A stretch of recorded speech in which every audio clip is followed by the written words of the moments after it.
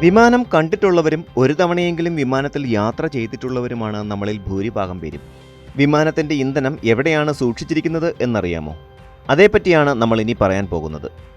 വിമാനത്തിൻ്റെ ചിറകിലാണ് ഇന്ധന ടാങ്ക് സ്ഥിതി ചെയ്യുന്നത്. എന്തുകൊണ്ടാണ് മറ്റു വാഹനങ്ങളെപ്പോലെ വിമാനത്തിൻ്റെയും പ്രധാന ഭാഗങ്ങളിൽ ഇന്ധനം സൂക്ഷിക്കാത്തത് എന്നല്ലേ? അതിനൊരു കാരണമുണ്ടെന്നാണ് ഏവിയേഷൻ രംഗത്തെ വിദഗ്ധർ പറയുന്നത്. വിമാനത്തിൻ്റെ ഭാരം സന്തുലിതമാക്കാനാണ് ഇന്ധന ടാങ്ക് വിമാനത്തിൻ്റെ ചിറകിൽ ഘടിപ്പിച്ചിരിക്കുന്നത് എന്നാണ് ഏവിയേഷൻ രംഗത്തെ വിദഗ്ധയായ റബേക്ക വില്യംസ് പറയുന്നത്. ഒരു എയർക്രാഫ്റ്റിലെ ഏറ്റവും ഭാരം കൂടിയ ഘടകമാണ് ഇന്ധന ടാങ്ക്. ചില ദീർഘദൂര വിമാനങ്ങളിൽ വിമാനത്തിൻ്റെ മൊത്തം ഭാരത്തിൻ്റെ 1/3 ഇന്ധനത്തിൻ്റെ ഭാരം. ഇത്രയും ഭാരം വിമാനത്തിൻ്റെ പ്രധാന ഭാഗങ്ങളിലായാൽ യാത്രക്കാരുടെ ലഗേജ് വയ്ക്കാൻ സ്ഥലമുണ്ടാകില്ല. വിമാനത്തിൻ്റെ ഘടന നിർണ്ണയിക്കുന്നതിലും ഇന്ധന ടാങ്ക് വലിയൊരു പങ്ക് വഹിക്കുന്നു.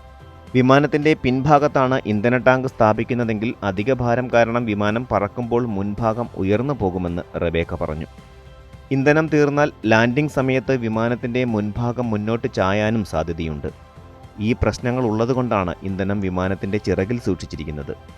ഇതിലൂടെ വിമാനം പറക്കുമ്പോൾ ചിറകുകളിലുള്ള സമ്മർദ്ദം കുറയ്ക്കാനും സാധിക്കും. ഇതിനെല്ലാം പുറമെ ഗുരുത്വാകർഷണത്തിൻ്റെ പ്രയോജനം ലഭിക്കുന്നതിന് കൂടി വേണ്ടിയാണ് ചിറകുകളിൽ ഇന്ധനം സൂക്ഷിക്കുന്നത്.